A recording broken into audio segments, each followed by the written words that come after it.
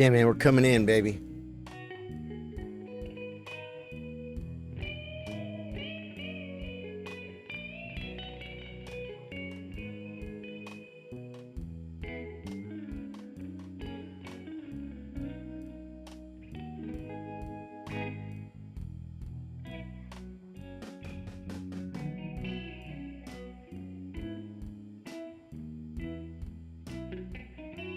What is going on, guys? What a weekend, man. Who had a weekend like I had a weekend? Dude, my weekend was crazy. Whoa, we're in a game, guys. I'm trying to think about the weekend. Now I got to think about chess. I've been thinking about chess a lot today. I watched chess videos today. That was a mistake. He should transpose. This is dumb. He could try and defend. Then I could play the gambit line. I'm not sure what to do here. I think I already screwed up. Oh, man. How do I play? Think here. Yes, queen check, but it's protected.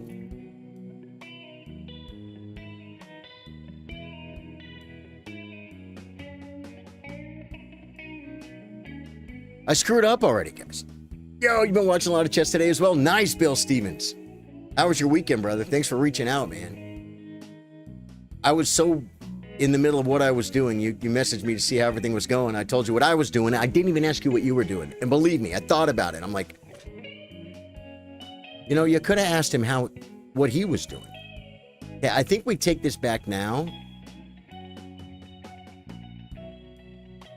Queen check C3. I have to think here because I kind of screwed up. Now, I was considering the bishop f7 manunu, but knight b6. I had to come back, and then he starts protecting the pawn again, although I can take it. Do I want my bishop here? I don't think I do. So do we just take the pawn? Just take the pawn back.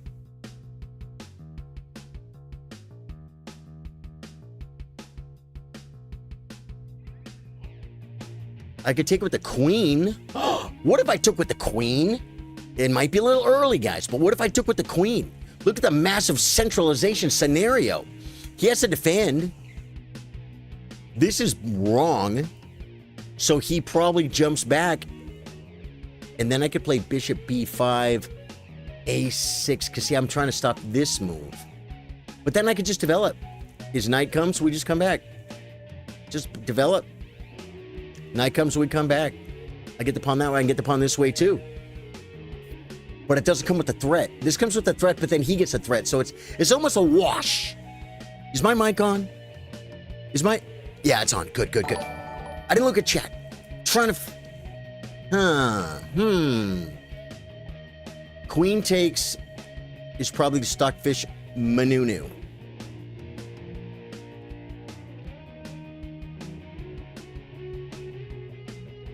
See, if bishop c4, knight b6, bishop b3, knight c6, if I take the pawn back with the knight, he gets this one. We cannot allow this. This I cannot do. So I'm going to take here.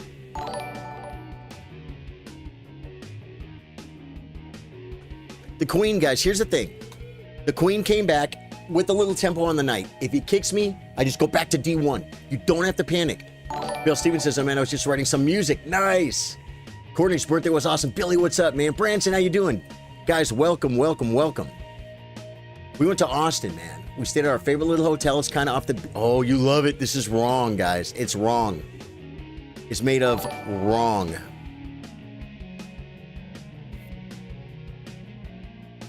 This is a maneuver. This is a maneuver. And we start binding. We start the bindings, guys. The inner bindings. Oh, thanks for the likes. I can hear them going off. You guys are going nuts over here. Daniel Stimulus, thank you, man. Hey, Rokaby just followed. Roje, Roqueeb 245. Dude, I love to see that on Twitch. Welcome, brother. Welcome to my stream. Best community in the world. That's not me. That's the community. You can be part of it. Well, you just became part of it. What? Oh, I can't play bishop f4. Now you can't play bishop f4. This could be a good move. You know why? It develops with tempo. And it threatens his, he'll interpose. Here's what I don't like about it. Well, what I do like about it, I'm trading his dark bishop, which is his good bishop. This is his bad bishop, right? But it helps him develop, guys, with carnage. Oh, he can't play this move. I was worried about this. Should I play here? No. Bishop d3. Remember what we talked about. Bishop b5, a6. He kicks me back, gets his move anyway. This move. Knight takes, queen takes. Then he'll just get the tempo with this. So it's probably not, none of it's good, none of it's bad. You know what's bad? Spending 5 minutes on a developing move. Bishop e2, bishop d3. I don't like d3, I don't like c4, I don't like b5. This knight, knights before bishops. This is actually a very good knight.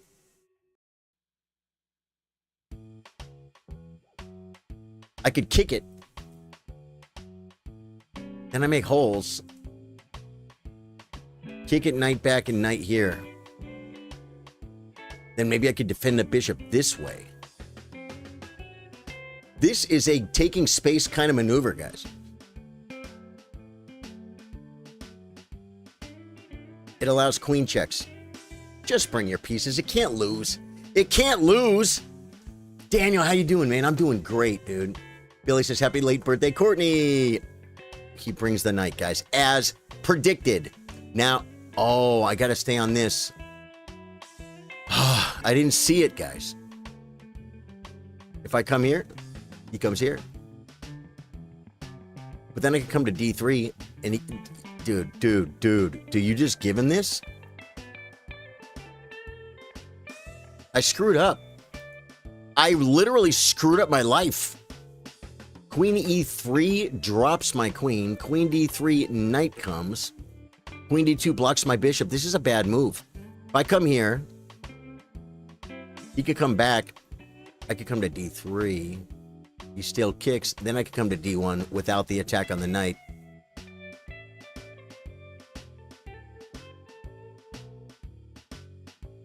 This is bad.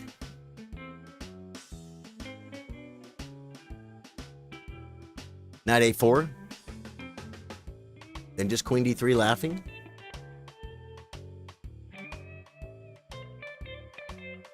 Dude, I so screwed this up. The best move is probably back knight takes, pawn takes. But the problem is I don't like the double pawns on the open file. So I'm willing to do stupid stuff. Sack the queen for 2 pieces. Not doing it, guys. Get it out of your head. It's bad chess. I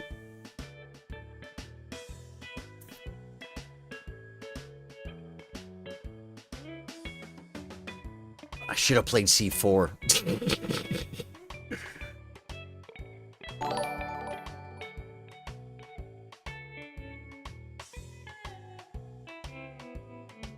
I just gotta move, man. g4 stops his bishop development. He's attacking my queen. Rob, great idea. If g4 stops his bishop development, it doesn't. You mean like a3 or something? The problem is he's attacking my queen. If I do anything else but move my queen or check him, which there are no checks, there are no legal checks, I lose my queen. Queen to g4. Yeah, queen to g4, it definitely was an idea. Knight takes, pawn takes. I get this forever malarkey. Then he plays g6, bishop g7. He starts building up on this. I mean, it might have been better. Might have been better. We'll look at it. He comes here. We come here. Now I think I'm okay. Because he doesn't have knight b4. He's screwed up. Takes, and I'll probably take with the pawn then and keep the bishop pair. And keep the knight out. At least there's ideal logs. c4 could come with another pawn behind it. c4, c5, c4 again. What? Multiple c4 maneuvers. It's like the Sicilian guys. You play f5 and you play f5 again. And they double your pawns. It's a maneuver. I'll show it to you after the game. It'll make you better. Billy says, apparently tomorrow I'm going to be working at David Robinson of the Spurs house. Crazy. Really? Dude. c4 looked like a mariachi setup, but the pawn at e5 is instead of e4. Queen a5, knight takes knight. That queen a5 is a blunder. Well, okay, he could get knight b4. So queen a5, knight takes knight, bishop takes check. Queen takes.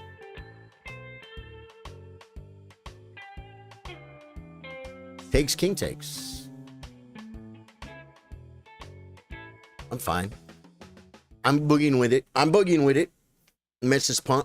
Takes, takes. Okay, now, here's where we decide if we double our pawns or not. I was trying not to do that before, and it almost cost me the game. Definitely not queen takes. Bishop takes, takes. He'll castle. But then, I can castle and instantly hit this square. Hair.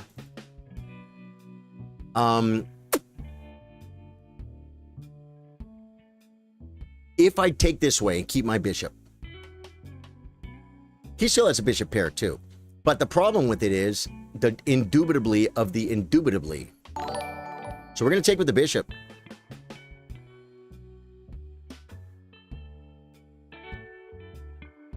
He played with Winston-Salem. Nice. Okay, now I think we take here. And he's going to get his rook over in 3 moves. The queen comes. Wow.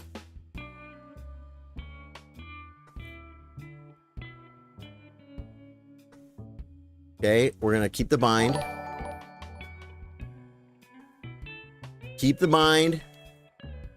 He pushes this. He could go this way. But if he pushes his pawn, he loses it. Now I want to get my knight to this square ASAP. I can start. How do I get there from here? So knight back.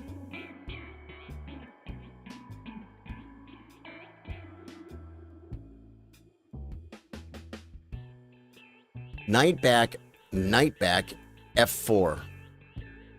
B5. Oh, I can get there this way. And he can't really stop me.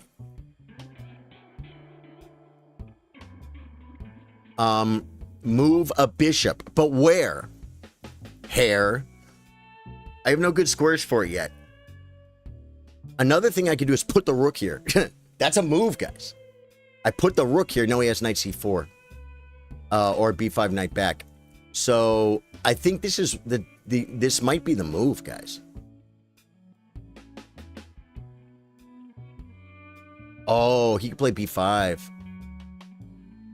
I'll get my check. I'll be attacking b7. Oh, no, he can't go to b7 because of the check. Does this lose?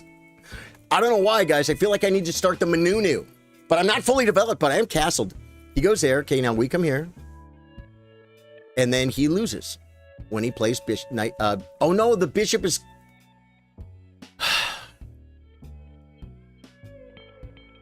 The bishop is protected. He should play this. Check. And then we don't... Then we play b4. Ha! Ha! Yeah. Bishop b7 is protected. Knight check, king up. b4. And he's losing a piece. Knight back, rip, rip. Get this bishop out, get this rook out. And he plays it now. Okay, so we don't get the check, but we still get the square. Now if he comes here, b4 wins. I mean, he's way better. Guys, he's 1,400. Stop hoping. I just put the knight on the good square, guys. I probably should move my bishop, but where does it go? Where does it go?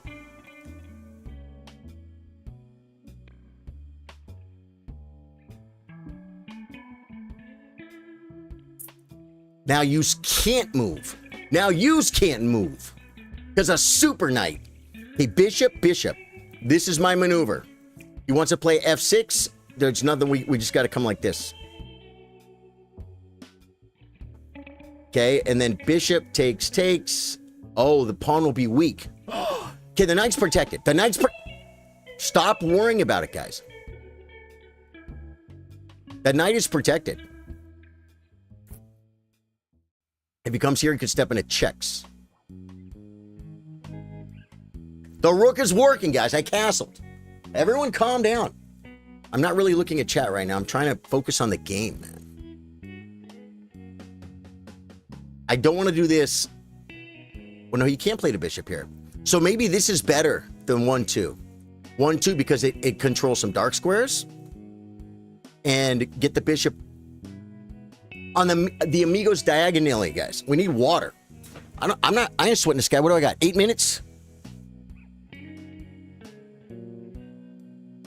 Whoa. It's not covered, guys. Wait. Houston, we got a problem. We got a problem. The coffee cam is uncovered. Coffee cam has gone black.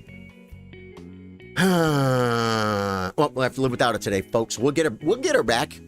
We'll get her back now, maybe here. And it gives him ideas. But my knight is still great, and his queen side can't develop. And I'm going to get on the diagonally. What's better? Check. Doesn't work. Take the bishop. Probably still better for me. He has 2 center pawns. I have none. This is bad. This is actually really bad. I've let my community down. Now, see, he may go this and shove here, because if I put my bishop here, the knight comes. He's coming back to this square. Okay. Should I play c3 and then king over? c3 is probably a pretty cool move because it sets him up. But dropping the pawn, I cannot do. Making the weakness probably helps him open up his rook. c3, the problem is, if this guy ever gets alive, it's a weakening maneuver. King b1 could be the move. That's if he's going to outmaneuver me in the endgame against my weaknesses that I create.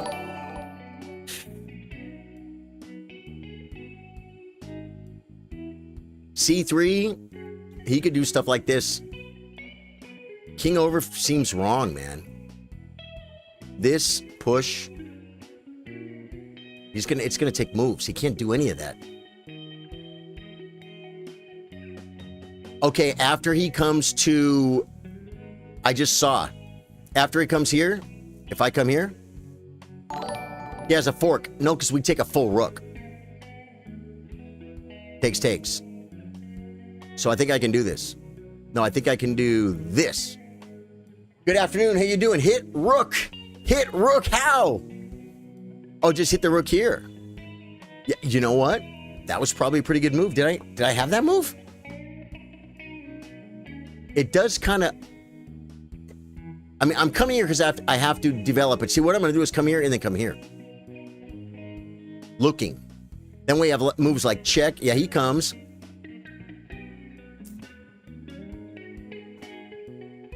This doesn't do anything because I get a piece. He gets a piece. I get a piece of my... Oh my God, I dropped it! Why didn't you guys warn me? No, I wasn't looking at chat for moves. Jeez Louise. Oh.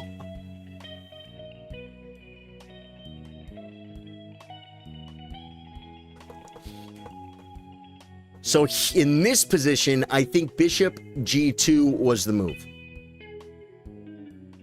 When the knight comes back, I play takes. And the knight is not trapped. I could just take, and have the much better structure. Okay, c4 doesn't work.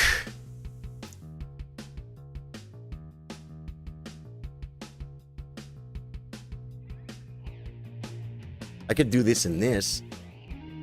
He's gonna fix it, guys.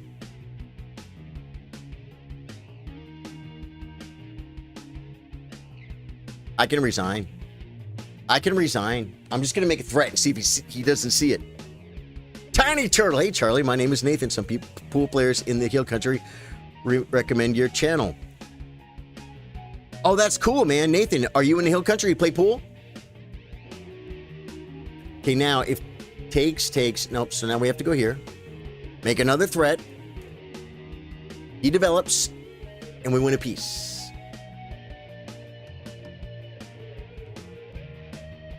Yeah, so that was a mistake. He's so mad. Guys, Charlie, how you doing? Pietruzio, I'm doing fine, Pietruzio. How you doing? Are you Italian, Pietruzio? You just dropped a piece, guys. I think I have less pawn islands, and I think black is better. Do you know that? Because of the 2 central pawns. I really do. I really do. Do I trade a pair of rooks?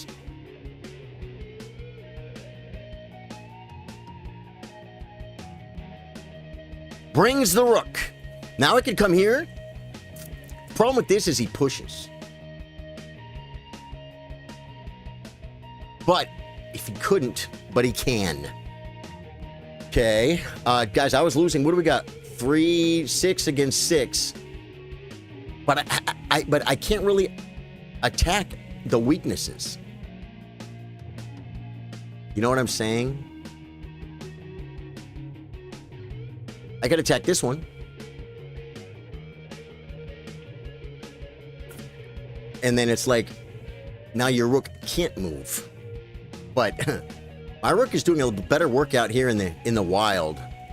He's gonna shove this pawn, or maybe here and here. Oh my God. Black is better because of the center pawns.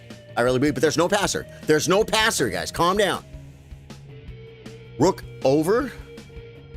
Rook to the open filio. There's no threats either way. This kind of limits him, but I almost feel like my rook could get locked out of life. You know what I'm saying? Everything's okay. Let's improve the position. Maybe get out of the pin. This could be an improved. This improves my position. It makes my rook cover more squares. Then he has to move his king away from El Centro, and we can maybe come in here and then double up on this and keep the pressure.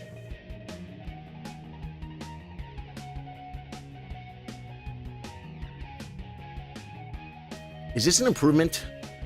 I want to just improve. Just improve. If I do this, he'll probably play. No, he can't. Yeah, he can do that. He can do that. How do you improve this? Hikaru? What does Hikaru play here, guys? Well, he makes a move, for starters.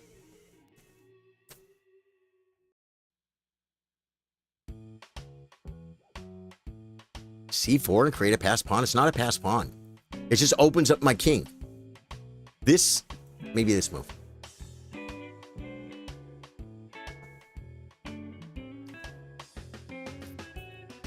Just defending. Or like 2 moves later. Throwing it out there. Throwing it out there. For all the honest world to feel. Like Pancho and Lefty, folks. Oh my God. This is horrifying. Although my new short that just came out today, it does cover rook endings. What they don't tell you about rook endings. It is on all platforms. Check it out, guys. Go to on YouTube. Go to Reels. Go to my shorts and just watch my shorts. There's a whole bunch of chess shorts there. Other gaming stuff too. Facebook. Go to my Reels. Okay. Yeah, this guy's like, he wants to draw someone 180 points higher than him. That's what he wants to do. Now he comes back. And then when I come here, he comes here, but he's not on it, but we got him stuck. He can make, yep, he plays rook there. Interesting maneuver.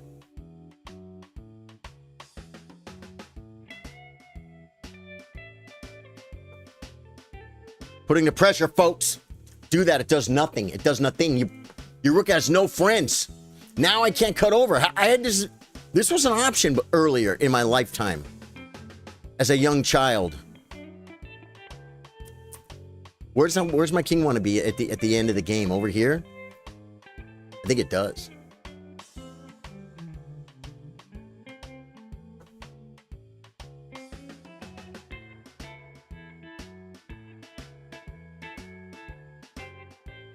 I literally think I could play king up.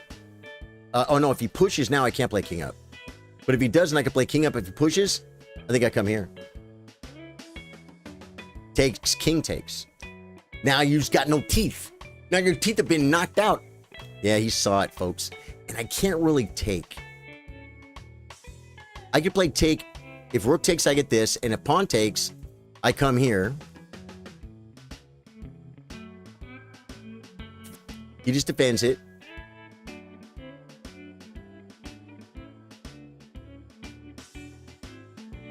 Takes, rook takes. Doesn't work. So takes, pawn takes. Takes, pawn takes. I might have them split up a little bit. He could do this and then this or something stupid. This gives him a protected pass pawn. This might be the best move. You almost never give him a protected pass pawn. Don McMahon said it.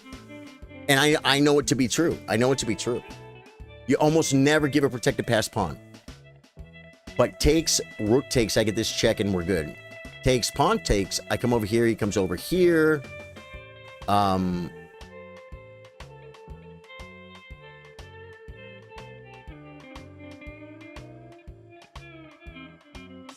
Because of the fact that my rook is here, I don't think he can protect his pawn.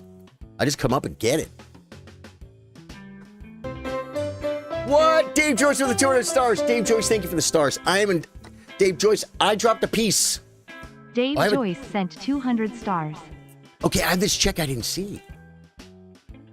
And it forces him away.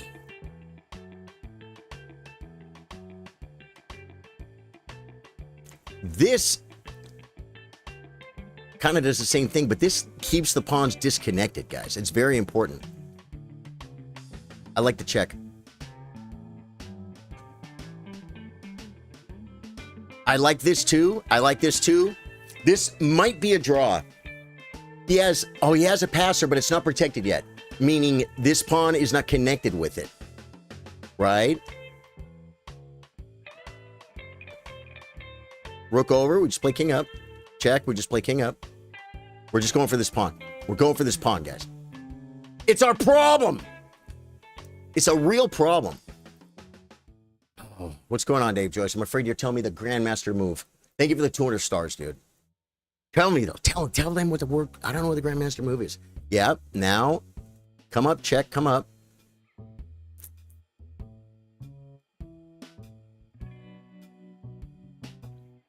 This is crazy, guys. My king plays, his doesn't. Look at, guys, we got him cut off at the crossroads.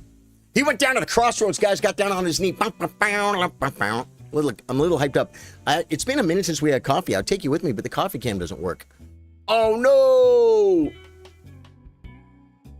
I didn't see this maneuver. But... So I lost a pawn? What did we agree, guys? All rook endgames are draws. Do we come here, but then he'll bring the king? No, it threatens to win. Takes, takes. Yeah, so just bring this. If he brings the king, we take. So just bring this. He has to defend. His pawns look silly, folks. They look silly! Then we play king up. And come back.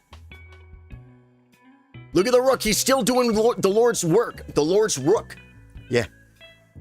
Pietro, oh yeah, you said, Pietro said, how you doing? You got cooked by two 1800s in tournament. They're good players. Out there, just you want to play a game? I'm not playing viewers today, man, but Thursday. From my experience, better plan would have been creating a passer with the queen side majority. No, we'll check it out. Yes, no, we're going to look at this game after. Tiny Turtle, are you still here, brother? I saw you in the tournament. Oh, I think I know who you are, Nathan. Because I think your dad told me you play chess. I think I know your face, man. You know me, right? I'll go to the crossroad. Okay, he plays the check.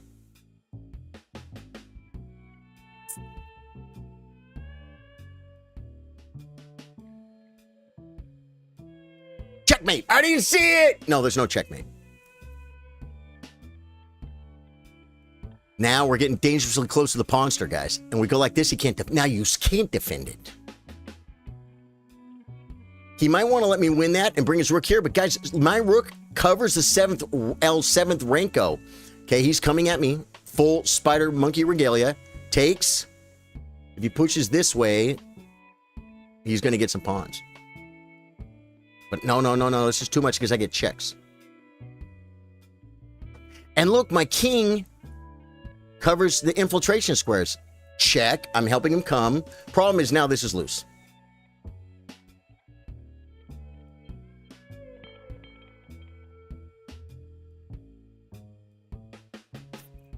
So I got a pawn. I can't protect this one without coming to this square. If he pushes this way, takes, and he's on my pawn. So I think I'm still screwed up, guys. I can't let him get this pawn. He can't get the base of the food chain. Get it out of your head. Go for the center pawn. No, that gives him this, though.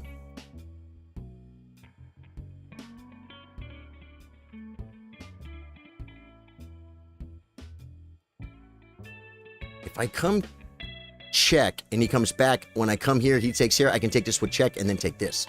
See what I'm saying? If I think this is the move, check, and he can't come forward or he'll lose stuff.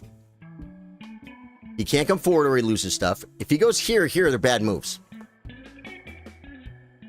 Because he gets this, but I get this. He might get this, I get this. It's too much! He's going for it. He moved to the wrong square, folks. Now, do I take this? Or do we protect? He has check with the threat. So, do we... We can't kick him off our rook. So, do I just take... He might get this. I'll have 2-1, guys. Guys, he fell for it. This just brings him closer to here. I could come back and defend this pawn. And it's going to take him way too long to get on this. I could just defend this pawn. I think I'm winning. I mean, I have to be winning. Say it. You have to be winning, Charlie. Thank you. Guys, the words, that's outside interference. We just cheated. Because I asked you to give me moral support, and what happened? I didn't look at chat, but I'm afraid maybe you gave me that moral support, guys. His king's cut off too. It's so beautiful. Make this silly move. I'll come here. Or I'll push. I probably should push. All good pawns, deuce. And these are little inchers, guys. They inch. It takes like 4 moves. I could go here. He takes. I come here. And he can get behind it. And that's not what we want. We don't want it behind it, guys. I could go forward, or we could save the pawn. Or I could save it this way. He can attack. I come over, oppose his king, threaten to kick him back. Oh my God, that's beautiful.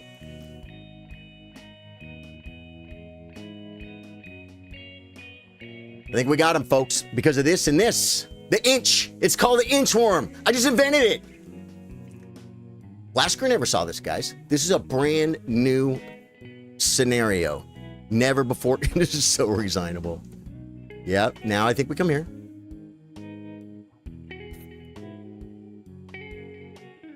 Or do I go check, king up, check, king up, mate? So check, king up, check, here's mate. So he has to go back. Just come on in, buddy. He sees the mate, guys. He's going back home. Go back to your home. Go back to the pregame lobby where you belong. I need more coffee. We got no coffee cam. How do we do this? I can make this one turn around, but guys, it might show parts of the room I'm not supposed to show. You guys have 1 minute. What's going to happen? He goes back. He saw the mate, guys. But you know what? Oh, but now I don't have my inchworm. Let's get his rook out of there. I'm going to have to come back here, guys. I'm going to have to come back. I said the inchworm, but you know what? I still think making his king go back a square, there was probably some value in it, but there's not, because I'm going to have to do this to do this. But the inchworm lives. He wants to start checking me from behind, guys. It's probably a really good move. No, I screwed up.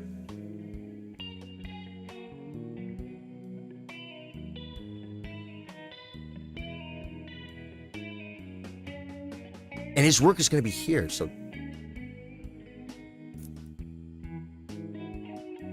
I gave him a draw, man. I gave him a draw. Comes this way, I'm going to check him. He comes here. Okay.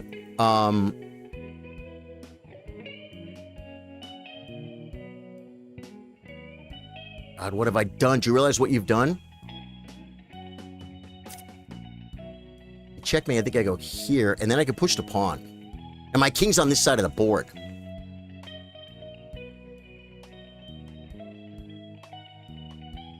My king's on this side of the board. When I push the pawn, he can't trade. Now you can't trade. It's an endgame scenario, guys. Oh my God, I didn't see it.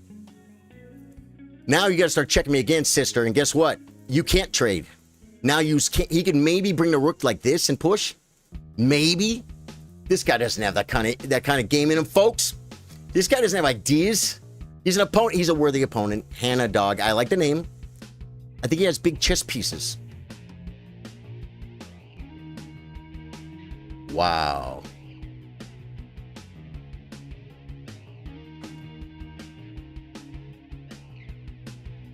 Okay. We begin the inchworm sequence. No, if I go here, he's going to check me. Hit the rook. Oh, this. How do you do the inchworm again? Like this.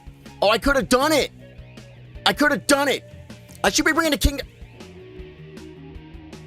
Guys, I know the inchworm. It goes like this. And then this, and then this.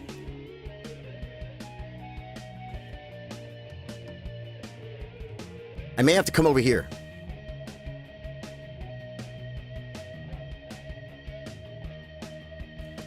He's going to try and checkmate me, folks.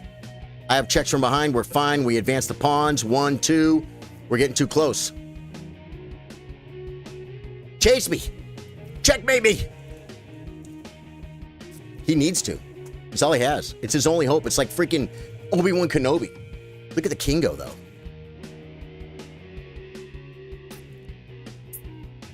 Did I screw up? Do I need to come back here? I think I do. He could go here. He didn't see it. I almost lost. He could go here, guys. Then I got to go back in my hole. I got to go back to the pregame lobby. Here, takes, push, gets behind, and I have nothing. So now we have to go back in our hole.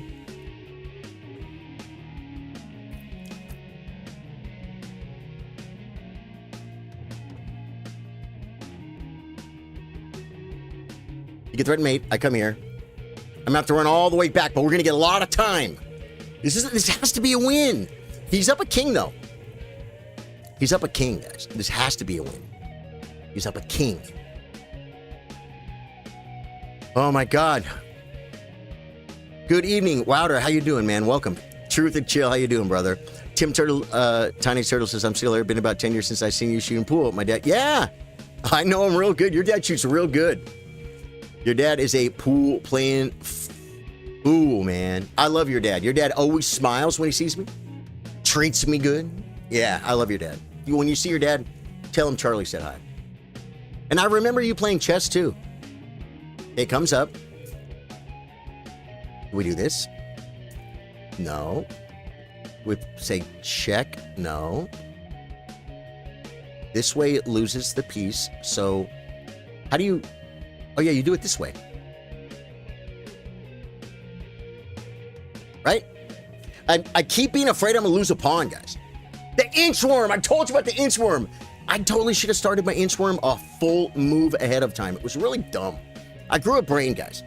When you see the inchworm, embrace the inchworm. Oh, man. Yeah, you play good, dude. What's your rating? You're like 1,400 or something, right? Didn't you get like third place in terms the other day or something? Wait, what does he do? Brings the king.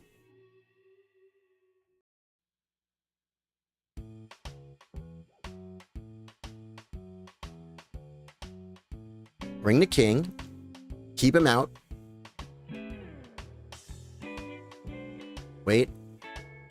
I think maybe rook here is the move. And if the king comes, we say check. King takes, we push. Then I have queen for rook.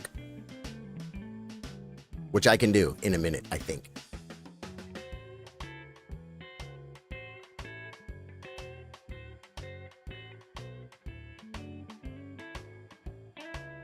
There's mating ideas, though. There's mating ideas. With, like, if he chases my king in the corner, I guess I can go... No, see, if I go here, he's going to check me. I'm going to allow the check, which I should have played instantly. And then I'm going to come here and keep his king on a rook. Now his king has to defend the rook. If he comes here... Oh, no, I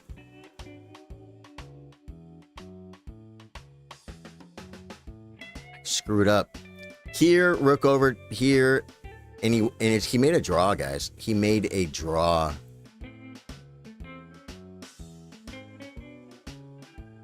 That was poor technique. It started with not allowing the malarkey. So I just take the draw. I'm down 10-1, guys. I should play for a win here. King up. King over. I always have the bailout. Oh, how bad. But you know what? When you have a minute, that's why sometimes it's okay to take the draw. But I was winning so much, I lose a pawn, and I still have the draw. Oh, so we're going to learn how to win this. We're going to learn how to win this. Grubby says cheap followers. Yeah, he comes after my malarkey. I can defend ding and try and roll the pawn forward. I don't think I can lose. He wants to get back here and get ready to check. And then we have like one more blunder where I can check him with the rook and the queen. You know what I'm saying? He's got a couple more blunders, but he's got so much time to relax. Not to mention the activities.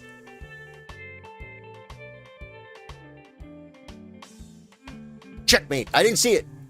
I'm always afraid, guys. Always be afraid. Okay, if I come up, you can check, come up, check, come back, and then back. Because the pawn moved, I think. I get a free move, is my point. Check again, I come in the corner. Baby's in the corner. You hate to see it. Picked up 20 seconds, folks. This is the Grandmaster maneuver we've been talking about. I mean, I can lose this, but in this position, only white is playing for a win. I think it's a dead draw like bull. King up, push. King up, push. King up again, I check. And I think you can take my pawn. No, I get the rook. What? Well, no, he can't play king up yet. Oh, my God. I want to play like rook here. Does that threaten mate? He plays it here. Threatening check, here, over, I get out.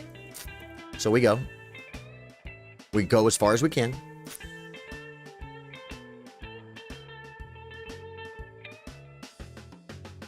He needs to be very careful. He needs to get his rook. Now I'm threatening check and winning the queen. Making a queen. So I think, did he lose? He has a check. I come here and he has nothing. He can't even come here. So I think I win. Do I win? Do I win from the check? I told you he has one more chance to blunder, guys. What did I say? Am I winning? He can't get out of the check. He can't get out of the check. Guys, this is just like as bad as my endgames are. You got to know the theme of getting the pawn all the way up and then checking. He resigned. Yeah. It's like you I didn't know the theme. I didn't know the theme to win when you're up 2 pawns. Oh. Wow. But I called this, guys. I called this way back here. I called it back here when I'm like, oh no, he got my pawn. Well, we have one more trick. We have one more trick. Nobody puts baby in the corner. Baby was in the corner. Oh, that wasn't good. It was an easy draw. Wouter Vos, how you doing, man? Welcome to the stream. You totally should have done. You put the rook on A1 or A6. Swing G7 and H7. Yeah. You just got to be behind the pawn.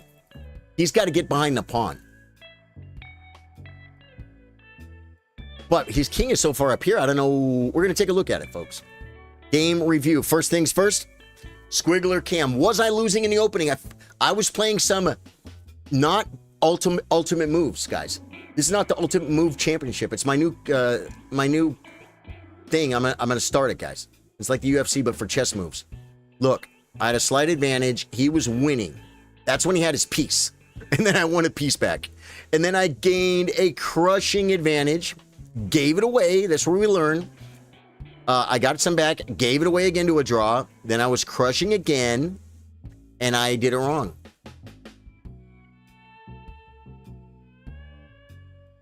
Daniel Stamides says, I want to give my congratulations to I Reynolds for his victory in the tournament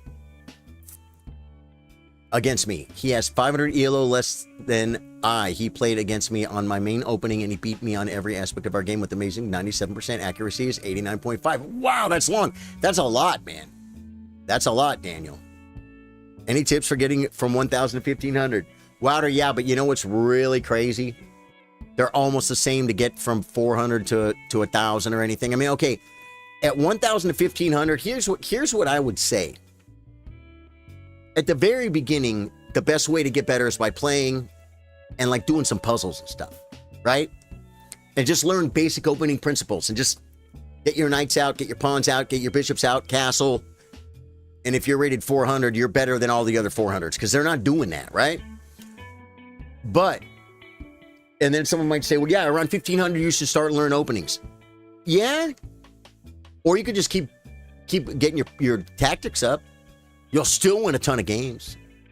You'll still win a ton of games. From 1,000 to 1,500, I would say the basic get better at chess principles. Do puzzles every day. Go over your losses like I'm going to do right now. I'm going to look at where I went bad. I'm going to see where I played the bad move. I'm going to see what the right move, or more importantly, the right idea was that I didn't see. I'm going to ask myself why I didn't see it. And this is why you can't get better, or it's very difficult to get better playing speed chess. Speed chess is anything like shorter than an hour per person. Because we can't really look at the end game too critically and learn very much from it. Because I had 1 minute on my clock.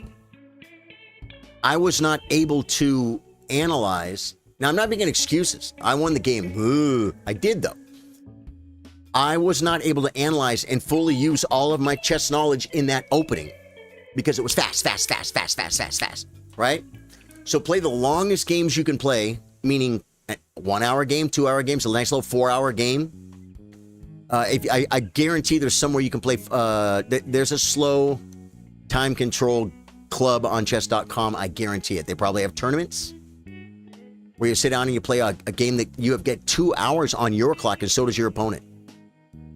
And if you care and you commit to it, then when the game's over, you'll have a quality game. When I say quality, you say I'm rated 1,000. There's no quality. Yes, there's going to be a billion wrong moves, but that will be a game that truly reflects your chess knowledge and ability.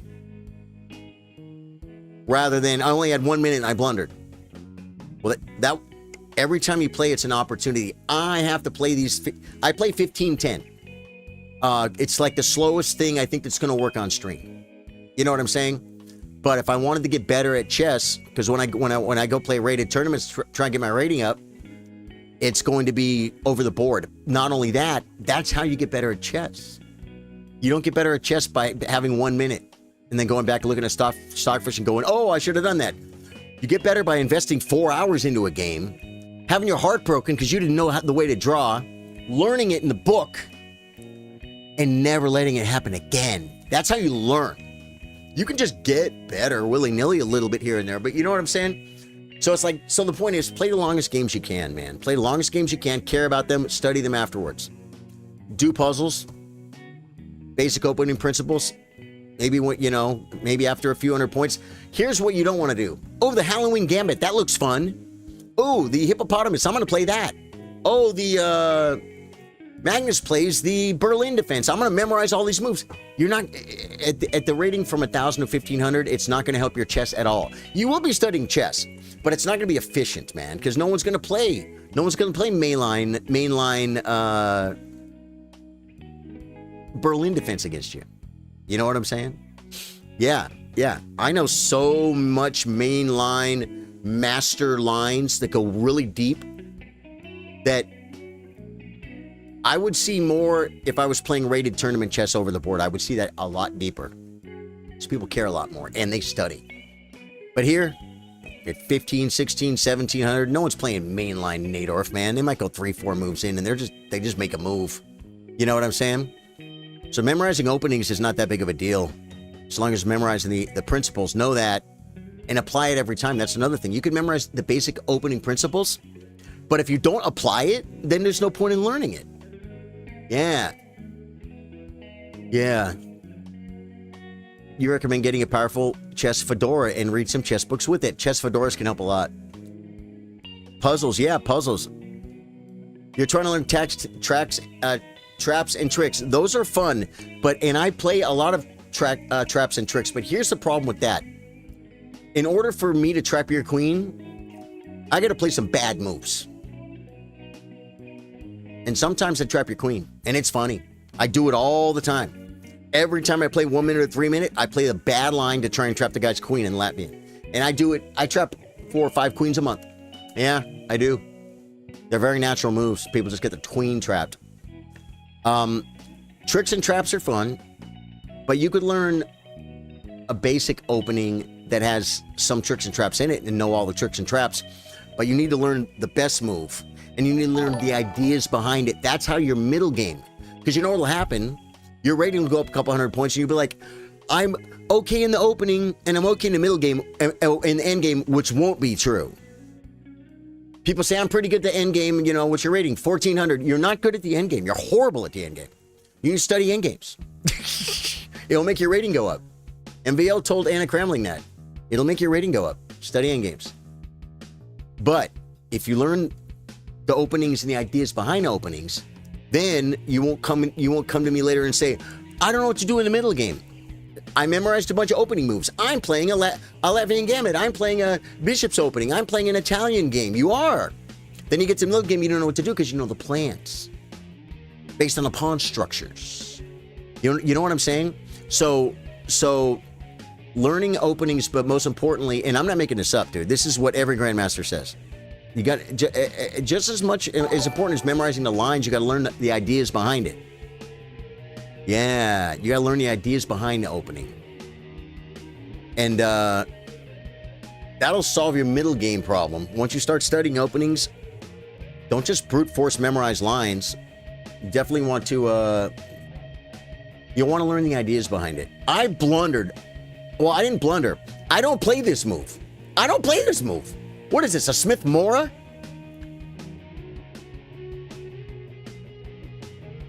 Can you last 30 move versus Magnus bots?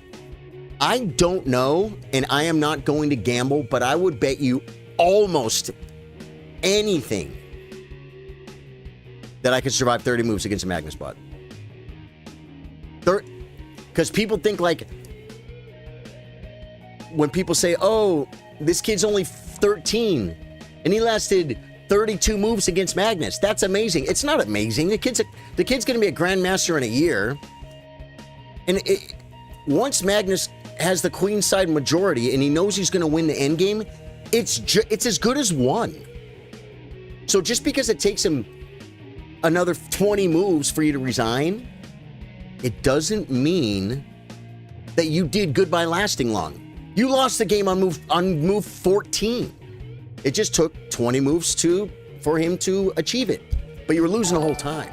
Do you know what I'm saying? That's why it's like, I think, I don't know though. I don't know. I've never tried lasting a number of moves. But I think for what I know about chess, and I could be wrong. We'll try it. Lasting 30 moves against a Magnus bot means nothing because lasting a number of moves is not the goal of chess. No one's ever practiced that. That's not even a thing. Lasting a number of moves has nothing to do with anything. You're losing on the clock. if you dropped a piece. I might last another 30 moves after dropping a piece. Lock it up, make him maneuver a little bit before he cracks. That's another thing about Stockfish. He'll make like these grandmaster moves that wiggle around a little bit. They don't always get direct and to the point. A human gets direct and to the point and will just beat me. The computer will be like, no, this slow move is the best move, because he thinks I'm thinking 30 moves ahead too, but I'm not a human, right? Okay, now, book. Best. Book. Better way to kick a knight. Daniel, the minute I played this move, I knew C4 was the move. Against Mitten, it's even worse. I would imagine that. Daniel Abbott said, I just saw that kid that was talking smack about Levy and got a draw but could have won. Oh, is that right? You're trying to learn traps and tricks. Stafford Gambit is one of my favorite. When you say to go from 1,000 to 15, Wouter, are you saying your rating is 1,000? Because you're having fun watching Eric and trying to get the same trap. And we all do that. And we all want to. But if you want your rating to go up, take the time memorizing Stafford traps and just do puzzles. Play the longest games you can. Study your games when they're done. If you're playing a basic opening, Stafford's fun, but it's like, one thing good about it, it is a gambit. Okay, so make the Stafford your main opening. Make the Stafford your main opening. And watch the trap videos. But you need to learn the ideas behind it too. There's so, when you get an opening like that, I think there's a whole bunch of ideas behind it, a whole bunch of different lines depending on what they do. You do have a wealth of information from our friend of the stream, by the way, Eric Rosen. You know, Wouter, I went to St. Louis and I met Eric Rosen. I took a picture with him. I played a game over the board with him. Yeah, I had a shot. I actually was better. I didn't see the move. But we had a wild, kind of weird position. He'd never been in before. Actually, the idea of B6, I sacked a pawn, and he mentioned some grandmaster that had played that before. I didn't know what to do, and Eric actually came to my Facebook page and commented, because when I posted the game online, he's on Facebook. He's like, "Yeah, I remember this game." So Eric Rosen, I've seen him a couple of times. Nice guy, nice guy, nice guy. You have a ton of wealth of information, because you can watch Eric Rosen play Stafford Gambit for 20 hours, I bet. Right? So you can learn it. That's okay. I'll tell you what I like about Stafford Gambit too is it's a gambit. When you play a gambit, you're sacrificing a pawn. When you sacrifice a pawn for time and space, then you have to convert that time and space. You have to convert it into an advantage. You literally give up a pawn like the King's Gambit. They say a great way to learn chess is start with the Queen's Gambit, the King's Gambit. Start with an opening where you sacrifice a pawn. It'll make it very tactical. That's what you need. What are puzzles? Tactics, right? This was the move, guys. C4. Show the follow-up. I would have never done this. See the way the queen's getting kicked around, but he has plenty of squares. And I'm only slightly better. Well, yeah, we already found that. Okay, now we're going to get to the opening explorer and see how far we have to go. Yeah, there's 2,500s here, but I don't see any names I'm familiar with. So we'll just get to analyses and we'll take a look. If I am on the review, I guess, yeah, we'll look at my blunder. He blocked my knight. And I didn't say, what did he do? What did this change? I dropped a knight. Jay Williams says, I practice making 5 moves, and anything from there, I'm out there winging it. Okay. Yeah, True CEO says, as 2000, I started doing opening around 1400. Endgames are important too. Yeah. You're kind of trying to learn. Okay, got that. Yeah, man. If you like the Stafford Gambit, use it. But you still, that's for as black, right? Don't you need something as white? You need an E4 opening and a D4 opening. And the fact is, black will dictate. You play E4, they play E5. You don't know exactly what's going to come next based on what you play.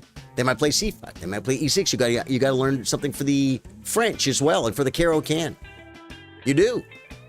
Once you start getting into chess, you have to have a line for everything.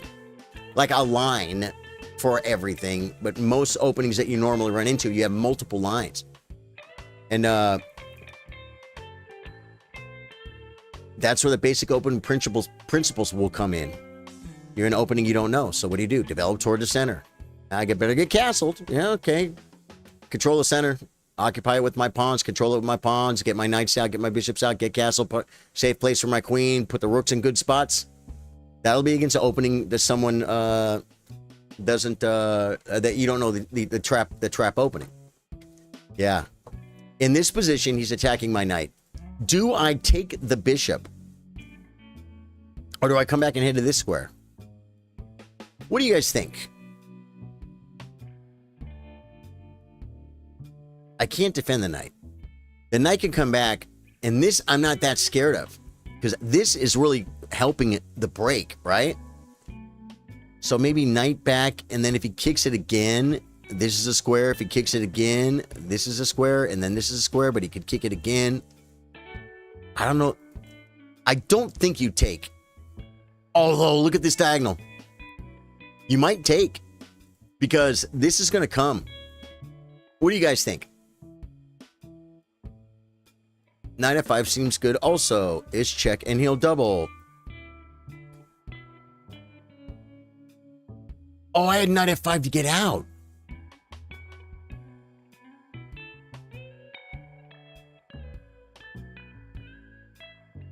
Okay, then he simply does what? What does he do from here? I can't take the knight, though.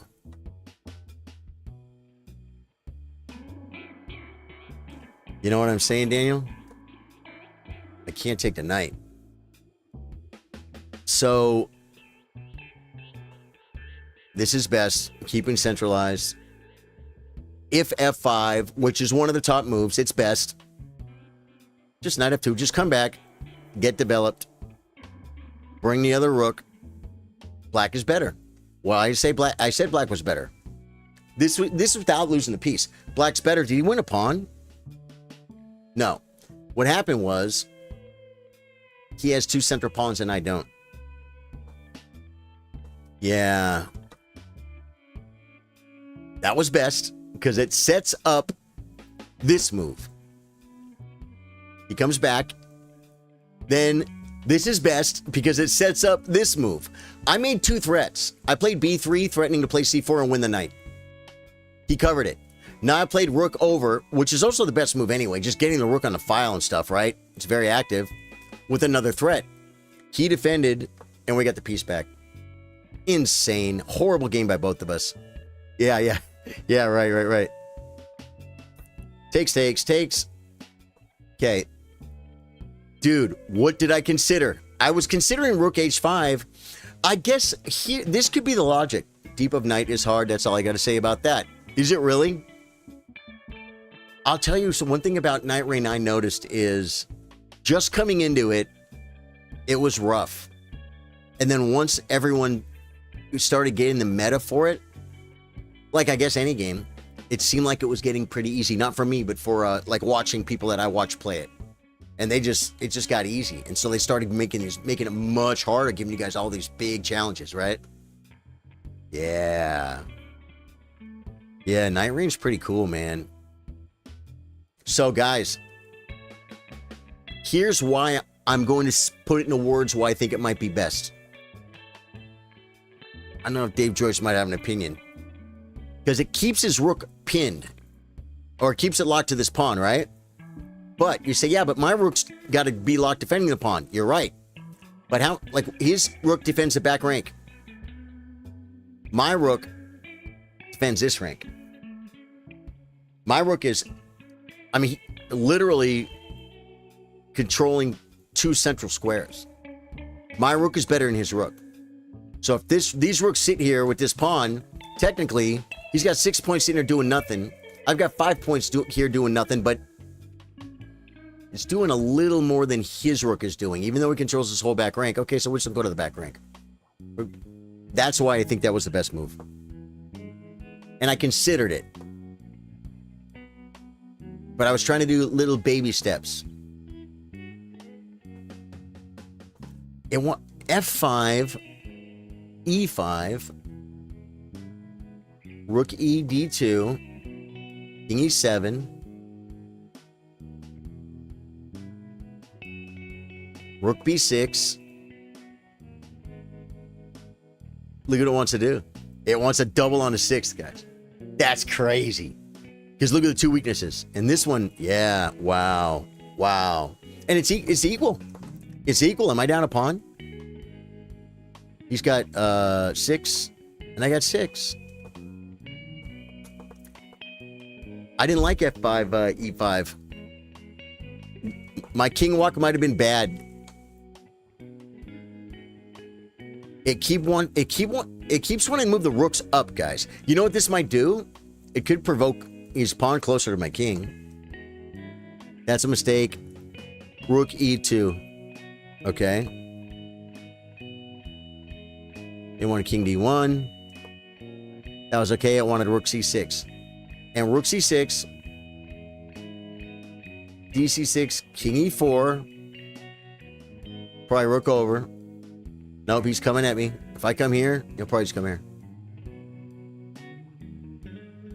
Oh, no. So white is better. White is better here because white is better because of the weakness. That was a mistake. I should have took. I guess because his king's locked out. C5, he's running. H4, Stockfish can see too far. Rook F5, blocking. Strategizing. B4. A4. Rook C7. Takes. C4. You do nothing. You check. Nope. King D4. There's +4 here. Because I'm up a pawn, and I guess because his king is trapped in the corner. Pretty crazy line, man. Let's get back to the game. King E4 was a great move. All right. He played a good move. Take was good. It wanted rook 6 D3. Come back here. Don't even win the pawn. I guess this rook is just so nasty. Interesting.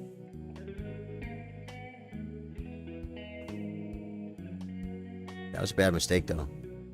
But it's +2.5. Yeah. I felt like this was a good move. King F7. I told you, if he goes to one of these squares, I'm going to get this pawn with check.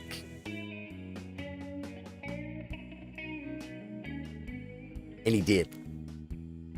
So I gave him a chance to go wrong with the check. But King F7,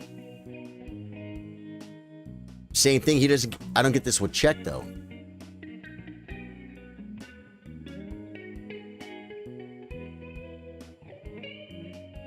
And this is similar to the game. Rook B2. Check. King G6. Rook F3 defending. I'm up a pawn. Stockfish likes it by half a pawn.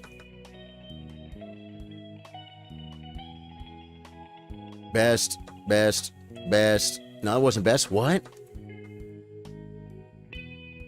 Oh, it wants me to rook check first. Rook check. Oh.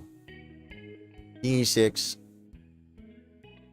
And then we take. And this is winning. It's plus 4.5. Yeah. Okay, so it's going to be the same thing. Plus 3.83. Isn't that weird?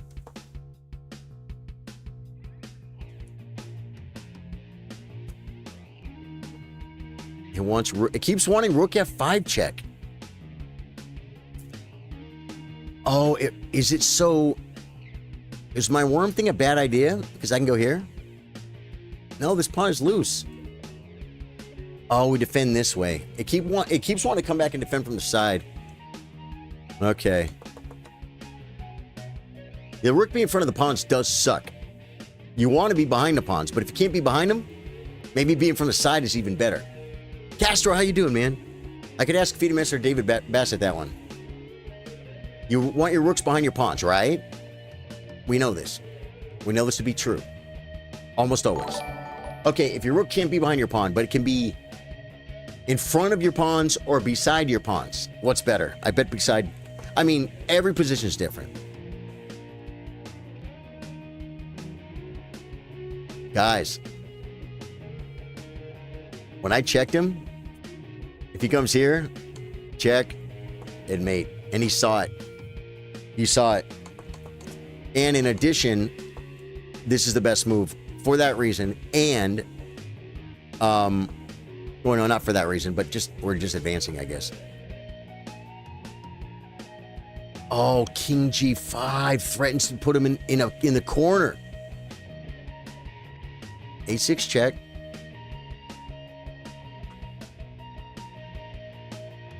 Wow. King G5, I never considered. What if he plays Rook B3, going for my pawn? I get the check. Is best. King G8. King F6, threatening checkmate. He checks. How do we defend this pawn? H5, he should trade. This, I mean, you could just see that this is winning. It's winning, but yeah, but see, in this position, I didn't consider King G5.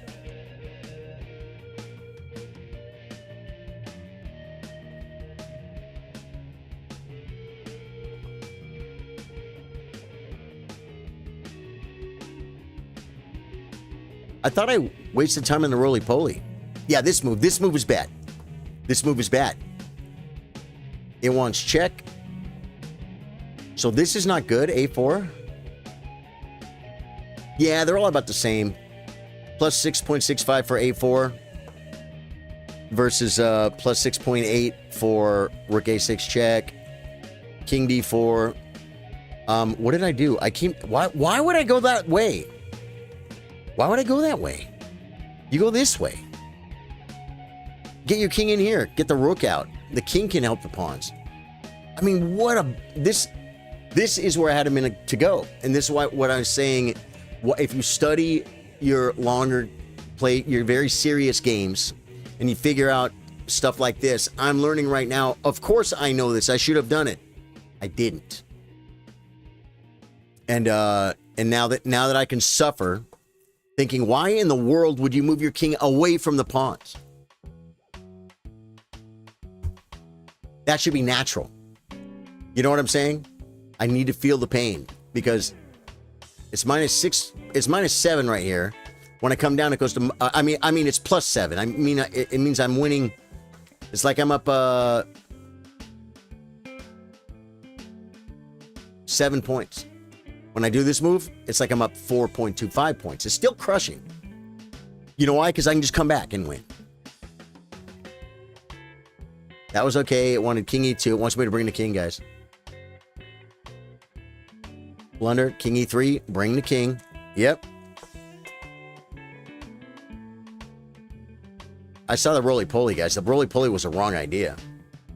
That's a miss. A Rook A2 is better.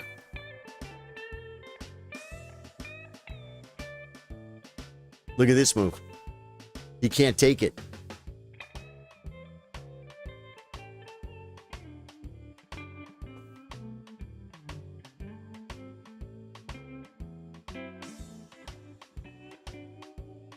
He's trying to... This is a draw.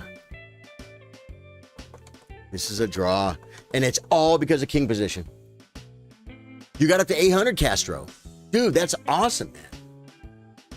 Were you like 500 when we played in a tournament a week or two ago? That's really good.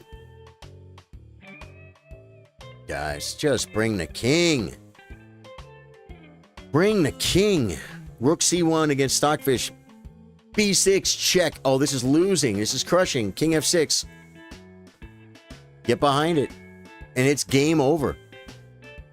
He has to get in front of it. Now he sure as heck does.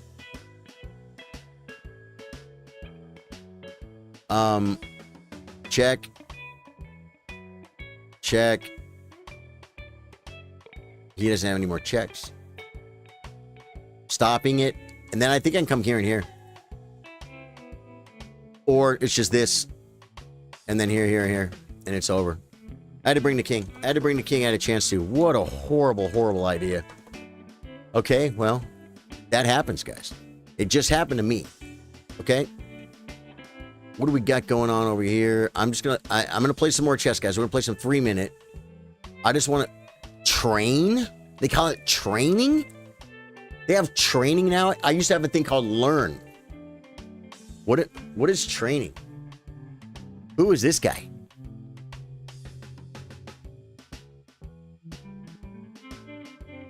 Legends and Prodigies. Title Tuesday Grand Prix. Freestyle Friday. So there's nothing going on right now? September 19th to September 30th. FIDE World Cadets are playing. What does cadet mean? They're going to be 4 years old, folks. The FIDE World Cadet Championship are held in 6 categories. Open and girls under 12, 10, and 8. All sections are 11-round Swiss tournaments. The event is held in Almaty, Kazakhstan. It starts on September 19th. Official website, format, number of rounds, bada bing, bada bing. Let's go to results and we'll see what these kids are rated, man. Okay, 2100, 2100, 2000, 1900. Is there any? So the highest rated I think would be up here. Okay. Oh no, after a few rounds, the highest rated could be this guy, Ethan Guo. He is rated 2330. What? That's tough, guys. You want to play against kids rated 2300, man? I don't. We need water. I'm going to pour it. I'll be right back. And then we're playing 3-minute.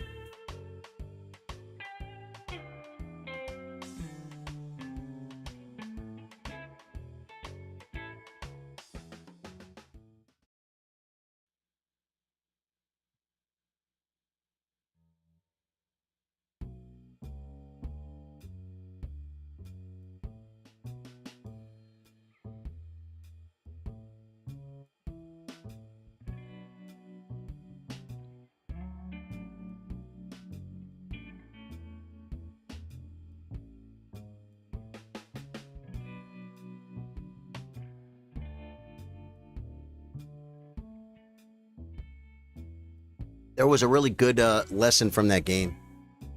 And you guys heard it. It was bring the king. I brought the king away from the pawns. It was such a bad move. All right, play online. We agonized over our miss. Now we must perform like champions. 3 minutes, folks. 3-minute chess. Give me a game. Give me a game.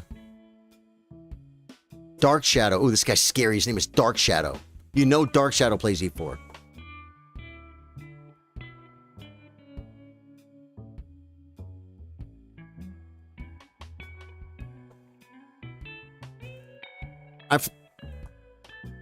I'm okay with this. He wants to play F4. Kind of want to play C. You kind of want to play C6 there. I just did that as a reaction. They play this, you play this. Now you can't push. Go ahead and put your bishop on this diagonal. It does nothing. Play B3. Good. Develop my hopper. Oh, it messed my pawns up. Oh my god, this guy. 1500s would never do that, right? There's no play against this pawn. Where's his king on a castle? Okay, now I could come here, or I develop my queenster. He had an idea to push and he didn't. I think that was a mistake. The queen was covering, breaking El Centro. This knight comes.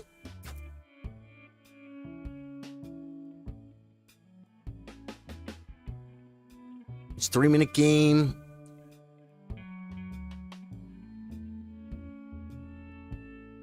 What happened to D5, man? What happened to D5, man? Okay, good. This is all part of the Amigos plan. I want to bring a rook. I'm probably not going to get this moving. I could come to this square, improving, and threatening a pawn. He could push and improve, but I'll get this pawn. It'll help his rook come, but it's a pawn. You guys like pawns? Should I like pawns? I'm not even sure if I should like pawns. He defends. Now I can bring like this and look at his queen. I could come here. Knight takes, pawn takes. Hitting the pawn again. How does he defend it? Queen c2. I don't know where this rook really... where it really lives. I could play queen here. Provoking f3.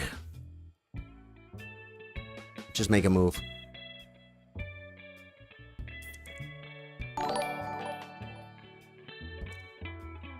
He comes here. I'll kick it. He has no squares, right? There's no threat here.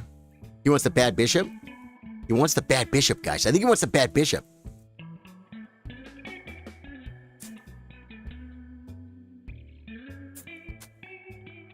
I get the square, man. I need to drop my knight in there. I probably should have. Oh, I should have played knight. Darn it. Darn it. F4, you got to play it, dude. You got to play F4. Oh, the knight comes in here and it's game over, man. We got the crunch. But on takes, this pawn falls with check.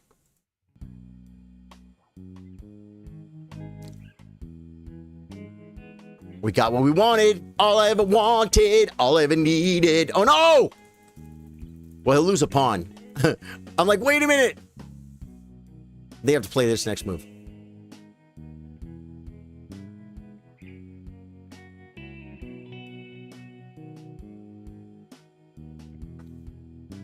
Do we push here?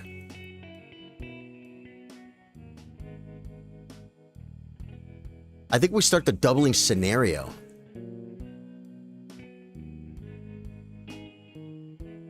I think this wins too. Oh no, I can't play rook over! No, I can't because knight will be gone. Knight will be gone. This is bad. This trades the bishop for the knight. It's really bad. It just kind of opens him up. It guts him open, guys, but it's bad. This was bad. This was dumb. This was dumb because I can't even play this move. I think I have to do this just to stop it. Stop all malarkey. Plus, it'll open up this idea.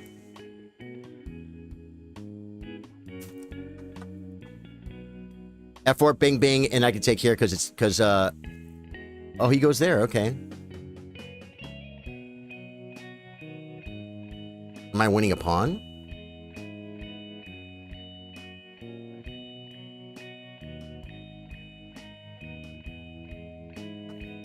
He'll get F4 in, I think, if he wants it.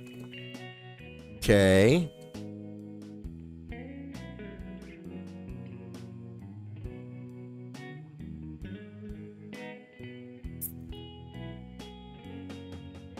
I gotta move. I'm losing on time. I'm losing on time. He could just take this pawn. But he can't pin stir.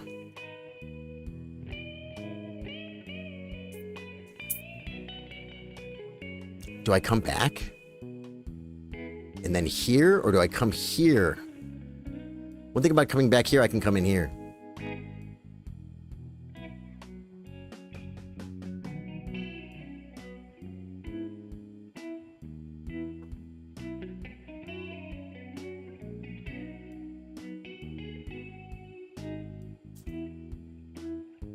Blew it! Dude, it was so easy. I'm gonna resign. It was so easy. Did you guys see it? Bill Stevens Mode, Charlie Depeche Mode. That's a deep quote.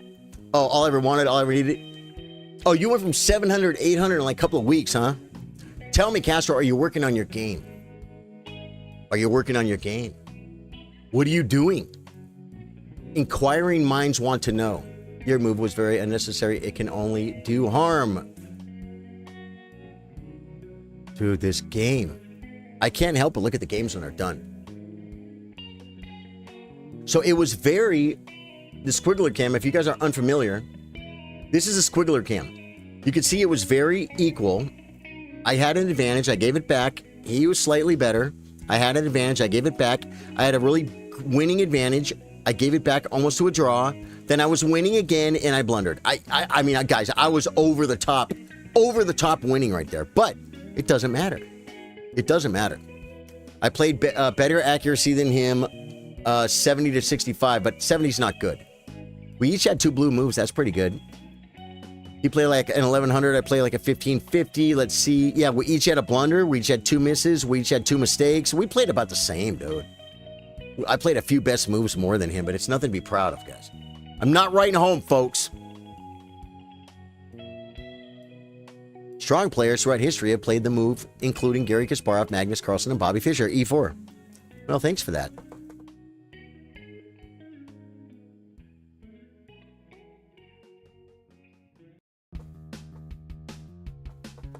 Okay, here he made a bad move. And I played a... We're coming here. Oh my God, he hung a pawn. I don't look... Guys, I don't look hard enough. I don't look hard enough. Free pawn.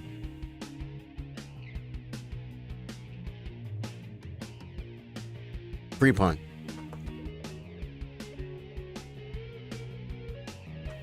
Best. No good. It wants bishop e6 and wants to keep it and hit the pawn. Because he has the initiative right now. And after here, queen takes, then it's his move. Or after here, you could just castle. But this comes with a threat. Queen a4, defend, ding. Bishop g4, re-asking it. We want to come in here.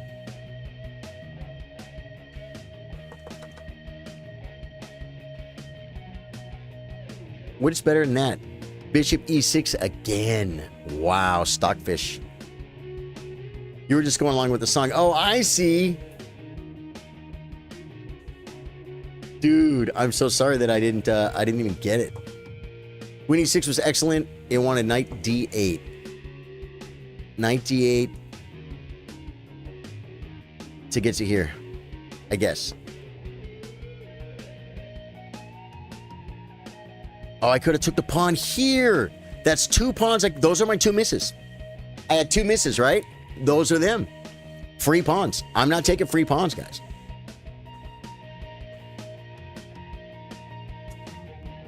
It just want to play rook d7. You know why? It sets up this malarkey, as well as defend this, I guess.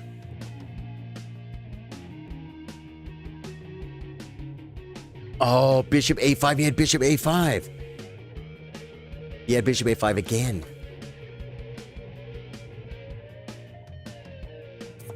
It likes rook f7 better. That was okay. Best here. Then here. Wait. What's better than this?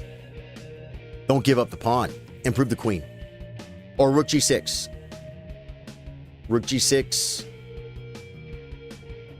Looking at what? Rook g6, c5, queen d7, cd6. Oh, I see. Oh, we're going this way.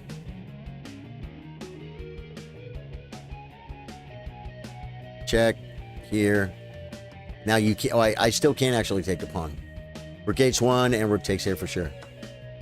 And I think I'm clearly crushing. It's minus 0.6. It's not crushing. It's not crushing, guys. So this is all pretty equal here. But that's a blunder. I found it, guys. I found it in less than 3 seconds. Don't trade queens. Although his queen's active. But I want to attack because his king is very weak. Queen takes f4 is better. Of course it is, because it comes with an attack. Oh, this is crushing. His best move is queen f8.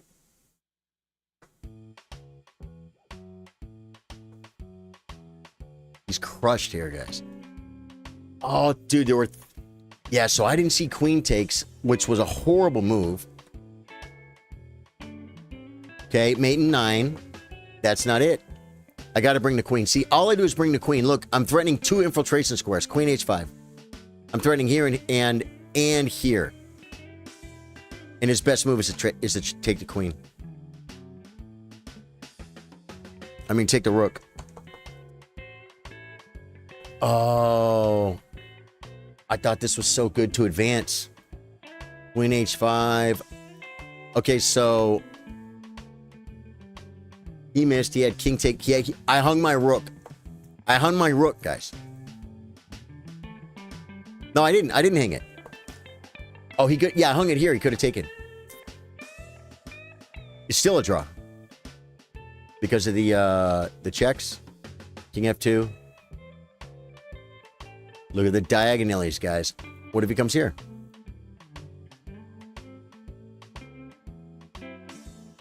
Diagonalies. You can't go here. Why? Because of this. Come on, stockfish. Come on, stockfish. Okay, and I had... But this is a 3-minute game. So I'm not too upset about winning this, but I need to realize the theme of... Don't push 2 different times here, guys. Right here, I took with the pawn. I should have took with the queen. It's way better. It's like 2 pawns better. 2.5 pawns better. Take with the queen. Why am I taking with the pawn? And then... What am I going to do? Make a queen? All I do is hang my rook. This was just a blunder. Well, I was very low on time. That's why. But bring the queen. Just crushes. Yeah, his best move is queen takes. What if he doesn't play queen takes? That's what I wanted to see. Queen e6 check. King h8. And his best move is queen g8 check. He plays rook h1. And we come in here. Right here for sure. No, I'm taking this.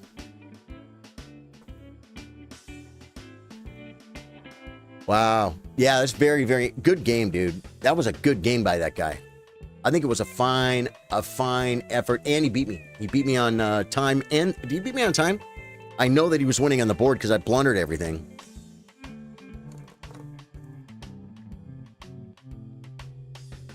No, I resigned. Yeah. I resigned. Rightfully so, by the way. It's okay to resign, guys. It's okay to resign. Well, you guys know it's that time. We got a gaming stream coming up at 8 p.m. tonight. I think maybe I'll take an extra few minutes and I'll set up the Facebook stream and do a gaming stream on Facebook too, because I have been neglecting. Well, no, we moved the gaming streams over Facebook. You guys are here. We moved it over to YouTube and Twitch. But sometimes I'll do the gaming stream here on Facebook. Elden Ring, man. I played a lot of hardcore World of Warcraft. I've been waiting to jump back into some Call of Duty. But I got a couple hours to set that up. So I got to figure out what game I'm going to play and set up the world's best viral stream for you guys. It's going to be magical. It's going to be absolutely amazing. The weekend was good. Celebrated Courtney's birthday. Was absolutely amazing. And we saw live music Friday night. A band called the Merles. They were great. Good country music, man. Good country music. Hung out with our friends. It's so funny. We went to dinner with our friends. Breaking news. We went to dinner with our friends, right? We hang out with our friends. And we're like, hey, let's go to a nightclub, man. Live music, drinks. It's going to be fun. Okay. We go over to the nightclub. Totally cool place. It's a blessing to have a place like this anywhere within 100 miles of where we live. And we walk in, the place is packed.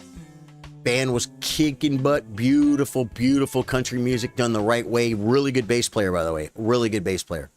Best musician on stage was the bass player. And everyone else was great. And we get in there, we get a drink, and we're like, let's go outside. We went outside, and me and Courtney and our 2 friends sat outside. And there's no one in there on the whole back patio. There's like 150 people inside, 100 people, or however many it was. The place was packed. And they're all in there doing the music and dancing, and we're just like, yeah, it's kind of a lot of stimulation in there, you know, which we went for. It's why we go out, but we were just all in the mood to just kind of chill. So it was pretty funny. Oh, Bill Stevens, dude, the guy had the talent. You know what's funny too? I didn't notice, but he's one of those bass players that just kind of stands there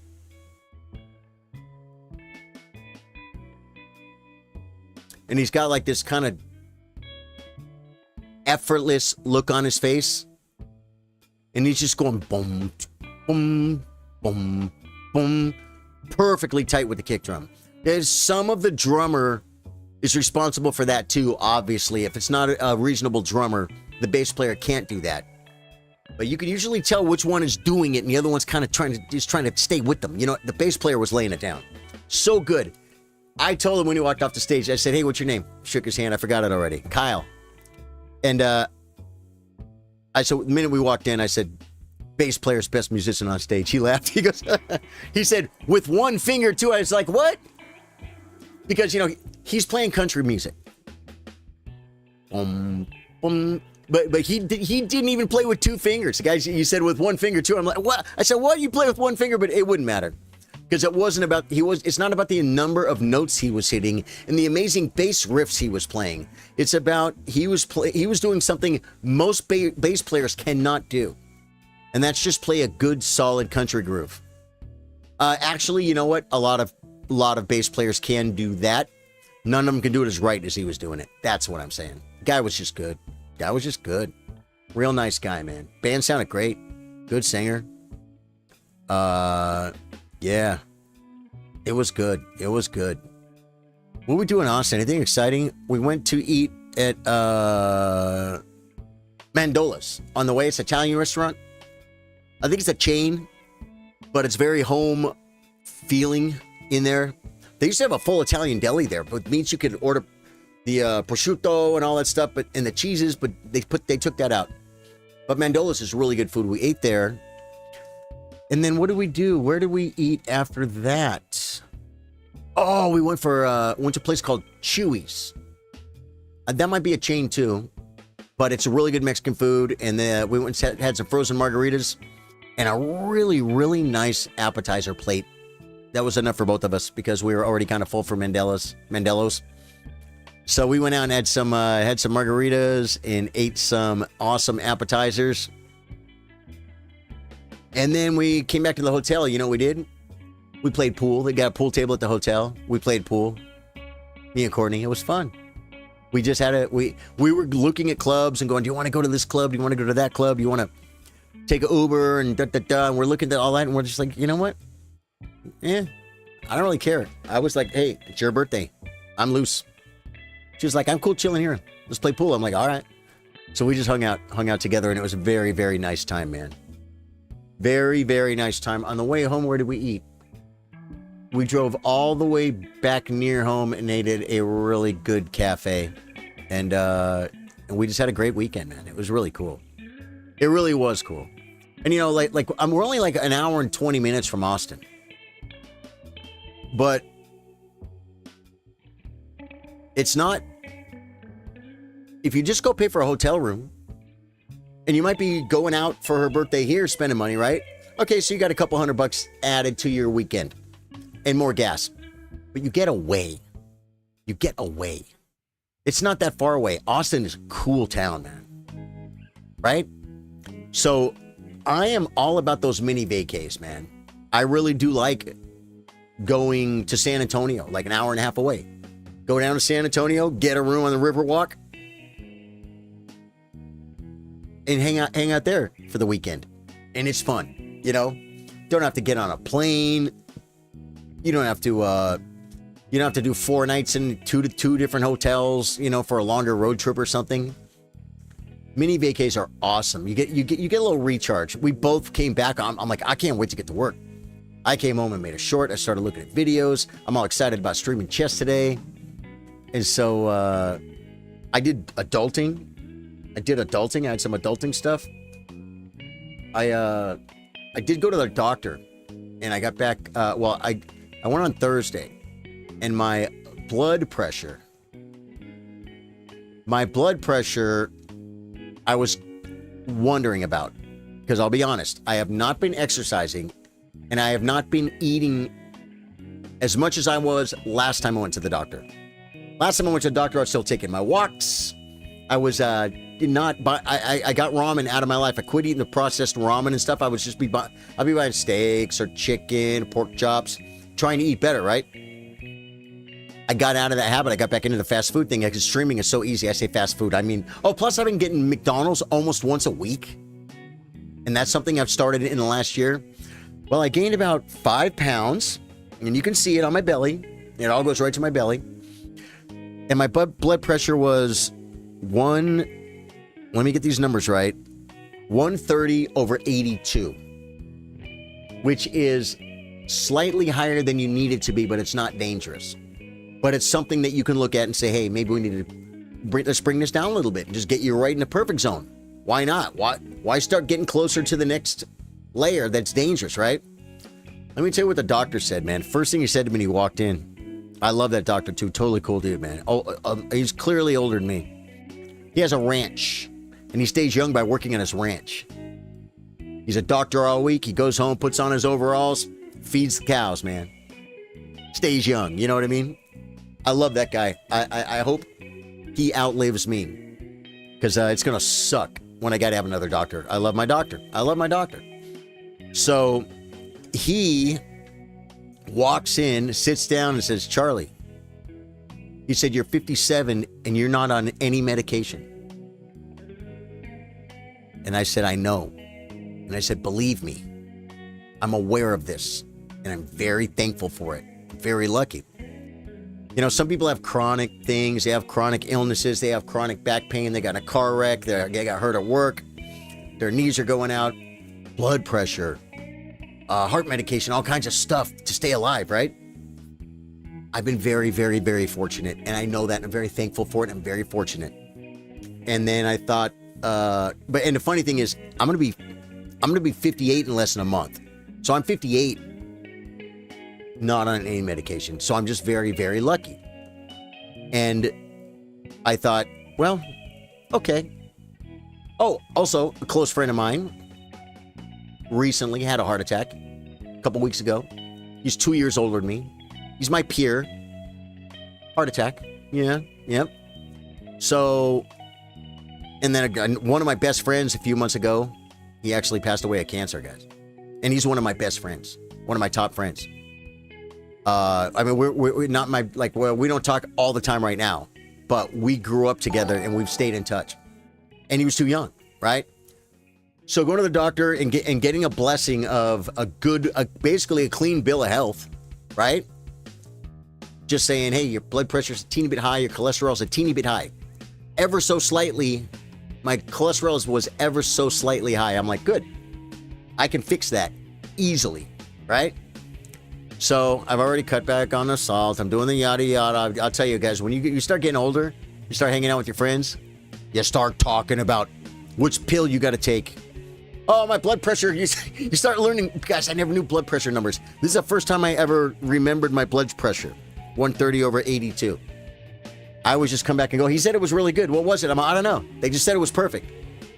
My friends are all, oh, okay. Well, what does it perfect mean? Right? I think 120/80 is perfect. And 2 years ago I went and it was 120/80. And it's probably 3 years ago I went. I was smoking 3 packs of cigarettes a day. For years. You guys saw me do it on stream here. And I went in there and they took my blood pressure and she said, whoa, wait, I want to take it again. I said, why? She said, because it's perfect. It's like, I think it might, something wrong might have happened. Yeah. So I've just been very, very fortunate with things like blood pressure and stuff like that. So knock on wood, and start doing some walks. I did some exercising today. You guys know me. When I start exercising, I don't go jogging the first day. I stretch the first day. The next day I stretch. Then maybe I'll take a walk. Maybe I'll start doing some walking. You know, then maybe I'll, after a week or two of that, maybe I'll start doing 10-minute aerobics for old people. Seriously, dude. Okay, I'm not an old frail man. I'm really not. I'm not. I'm a man enough to where I'm not a tough guy either, but if something goes down, I'm expected to stand up. I'm a guy. I worked my whole life. I did upholstery. I lift sofas. I'm not big and strong, but I'm not frail, okay? You'll get that way if you go soft. And so, but I still take it easy when I start working out because I know my limitations. I used to be on my feet all day doing upholstery, lifting chairs, walking here, doing this, lifting sofas, lifting boat seats in and out of cars. You know what I'm saying? It's like I was very active. So because of that, I was much more in shape. Well, if I haven't been doing that for about 4 years, might have got a little soft. I was also working full-time playing music, carrying speakers. Load the truck, get the speakers out, set them up, put them up in the stand, get the wires, but activity. Hang 6 pounds around your neck and jump around for 4 hours. You know what I'm saying? That kind of stuff. That's activity. And I'm in here streaming, guys, and I need to get more active. So that's what I'm doing, and that's what's going to, I think, lower my cholesterol and blood pressure. But you know what he did say? He's going to see me in 6 months. Sullivan Milliken said, wait, speaking of cigarettes, I haven't seen one in your mouth in a minute. You quit about 2 years ago? 2.5 years ago, I quit. But here's what I'll tell you, Sullivan, and I say it every time someone asks. I tell you every time someone asks. I say, ask me in the subscribers only group, and I will give you the full details. Because here's what happened when I started to quit. You know, this is the streamer thing, right? There's the girls on TikTok that like constantly eat food on stream and say, I gotta stop eating, and everyone says, you can do it, and they give her money to stop eating, right? And it's hard for them to stop eating because they're getting paid to eat, right? And then when they lose a bunch of weight, that's a good thing, right? But then when they eat a pizza, chat starts getting down on her about it, right? It's a whole thing, man. It's a whole thing. And when I did quit doing smoking too, I don't feel like I shoved it down your guys' throats, but I wanted you to know what I was doing because I'm pretty transparent here, right? I wanted you guys to know what I was doing, and then I realized I'm going to fall into that thing of what happens if I slip up. But here's what I said the whole time when I was quitting smoking. I said, guys, because I don't know if you guys know this, but I've been streaming full time on Facebook for 4.5 years, and for the first 2 years, I chain smoked cigarettes the whole stream. I chain smoked the whole stream. I'd get pots of coffee, drink coffee, smoke cigarettes. Guys, it's terribly unhealthy, bad for you. I was smoking 3 packs a day, and I'm not proud of it. It's a weird flex because that means you're 2 times dumber than someone who only smokes 1 pack a day. Yeah, pretty much. So I realize with personal things like that, sometimes people make things personal. They'll post on Facebook, I quit smoking today. And they want to create accountability for themselves, right? But that's not why I did it, because I already know this trap. Because you know what's going to happen if I want to start smoking again? I'm going to do it, and I'm just going to lie to you. I'm not going to be like, oh, chat's going to be so let down if I start smoking again. Do you know what I'm saying? So I'm like, yeah, you know what? We did that. And like I said, I never flexed about it. I never bragged about it. I just let you guys know what was going on. And now whenever someone asks me in chat if they have a badge like you, Sullivan Milliken, I tell them, ask me in supporters only chat on Facebook. Yeah, Bill Stevens quit when I quit. You never told us to, but you're my motivation to quit. Yeah, exactly. No, and I know there were some people that were a little bit, but they say this tells you who your real friends are, right? There were some people that were bothered by it. When I'm like, because I don't think I was going, hey, 19 days, 20 days, because when I quit, I didn't white knuckle it, guys. And here's the way I quit is, if you remember, I went to my doctor, the same doctor, and he said, do you want to quit smoking? I said, yeah, how do we do this? He said, I'll give you a pill. You go buy some patches. Now you got to talk to your doctor. But the pill, it's a psych pill. It's a psych med, and it literally makes you just not want cigarettes anymore. And it's very, very easy. You still have to work, but it makes them just unenjoyable anymore. You're just like, huh. You just don't want it anymore. But then when you finally get off of the pill after 6 months or a year, it's up to you, right? And I had a real big problem, guys. It took like a week for the pills to start working. And right when they started working, and right when I was I stopped smoking naturally. He said, keep smoking while you take the pill. It doesn't matter. You've been smoking for full time for 20 years. Just go ahead and smoke another pack of cigarettes. It's not going to hurt anybody. Just take the pill. And eventually you'll stop smoking. And that's what happened. And right as I stopped smoking, my arm broke out in hives. And I'm like, no, it's the pill. I don't want to stop taking the pill. So I skipped one of them. And the hives went away. Didn't call my doctor yet. This was not smart. Don't do this at home. Because I didn't want it to be the pill. So then I took another pill to keep me from wanting to smoke. And I broke out with hives again in my arm real bad. That's an allergic reaction. People have allergic reactions and die. Sometimes their throat can clog and stuff. Allergies are really, really bad. Really bad. So I called the doctor and I told him, and they said, no, stop now. And I got a little bit depressed. Because this pill is the kind of pill that needs to build up in your system.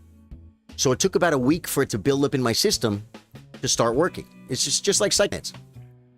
And then it also takes about a week for them to go away. Well, I had my patches.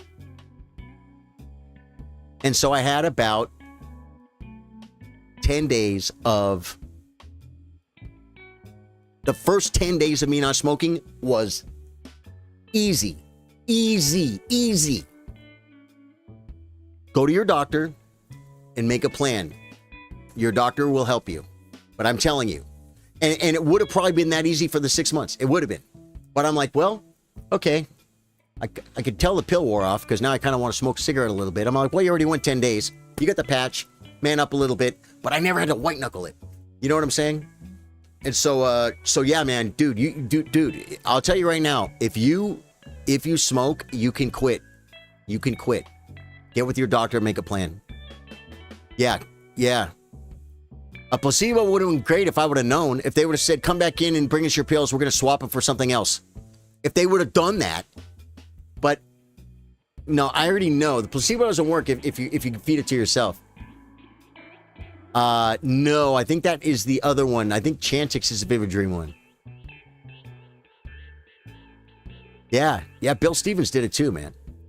Goofer says, how you doing, man? Getting into the Lebowski vibe. Yes.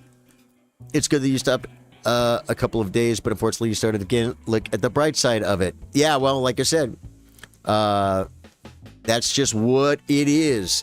When I started quitting, I made it very clear to my viewers, if I start smoking again, I don't want to hear about it. I don't want to hear about it. Oh my God. Okay, good.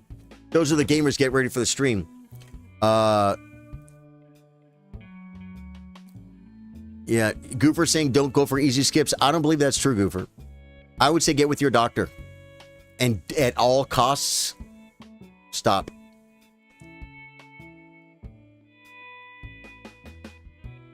Yeah, Goofer, that's all good and fine. I don't know how long you smoked, man. But that's an opinion. But there are other opinions. You know? I would say if you've tried to stop without going to your doctor and getting help,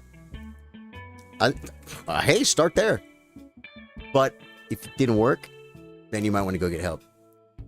Bill Stevens quit cold turkey. That's amazing. And it sucked. I'm so happy now I don't smoke. Singing is so much better. Yeah, and Bill Stevens has a very beautiful, eloquent, world-class recording studio. You couldn't smoke in the studio, right, Bill? No way, no how. The equipment, he has clients come in. They don't want to come and smell that. So whenever Bill wanted to smoke, he had to go outside and smoke. And then he'd come back in and he'd be the guy that smelled like a cigarette. No one else did because you'd be surprised. All musicians don't drink and smoke too much. A lot of them are they're almost like responsible humans.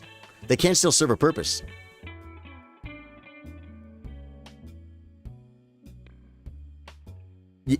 Goofer, then I would say that you probably might not be the best person to give advice on how to quit smoking.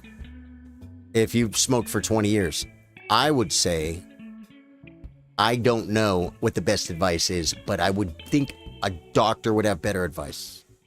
And I can just tell you from my experience, I made a plan with my doctor, and it worked for me. You know what I'm saying? Yeah. So I wish you the best. But yeah, there were some people that were like a little bit bothered by it.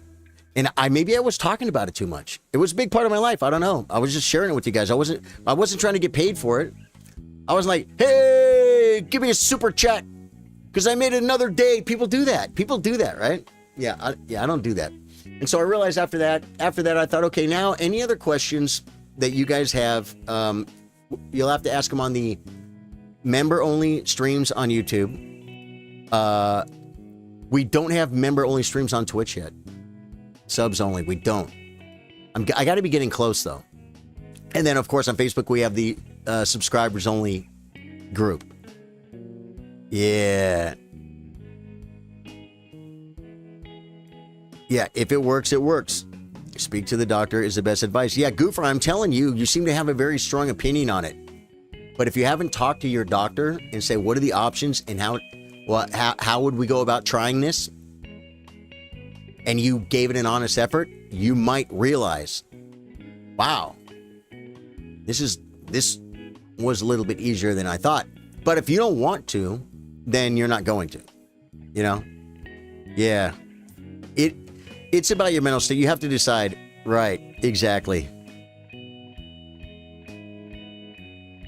And you're right about that, Goofer. You are right about that. Now, that's what they say about addiction and stuff like that. You can talk to them all you want. Doesn't matter. You could put them in rehab. You could tie them down and put them in rehab. Won't fix them. They have to be ready. They have to be ready. You know what I mean? Sometimes people aren't ready. Yeah.